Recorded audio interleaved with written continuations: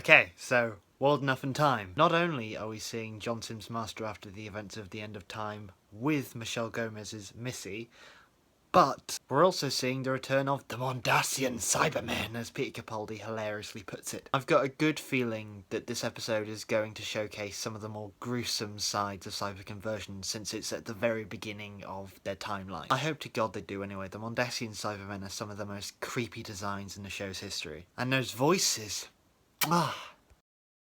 I've got a feeling of excitement that the Master's coming back for the first time since, I think, probably Utopia. But yeah, without further ado, let's get into the episode and see if those regeneration rumours are true.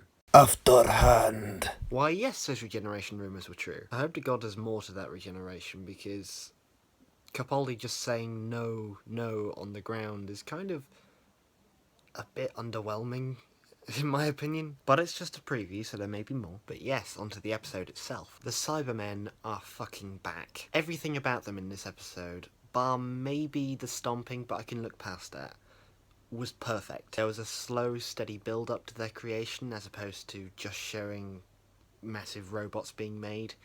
And they just worked. You really just felt that they were living, maybe breathing beings. The whole section on the ward with the top knots with their artificial voice boxes, another nice feature that I quite liked, was just great as well, with them just shouting pain and kill me in the most monotone voices possible. The fact that you could just turn their suffering down by a volume switch as well really creeped me out too. Also, talking of the Cybermen, Bill is now one. You better keep her that way. Cyberconversion isn't supposed to be reversible. It's supposed to be this horrifying, tragic thing that no person should go through. I heard Pearl Mackey's voice in the Next Time trailer. You've been warned. Let the Doctor live with this.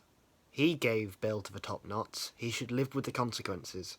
Character development. Also, the Master was in this episode, did you know? I've got to say my favourite thing about him in this episode was his Ainley-esque Master disguise, where it's completely obvious that it's him, but it still somehow gets you when he reveals himself. He's an obviously fake Russian accent. Really, that was a terrible attempt. We must evolve to survive.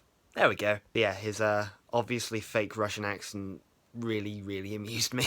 Sim's chemistry with Gomez in this episode was really good as well. It was really good to see the Master be just a sanctimonious prick to his future self. I can't wait for next week. Please don't be a heaven-sent, hell-bent scenario where one part is brilliant and the next part is just naff. You have a great setup. Please have a great payoff.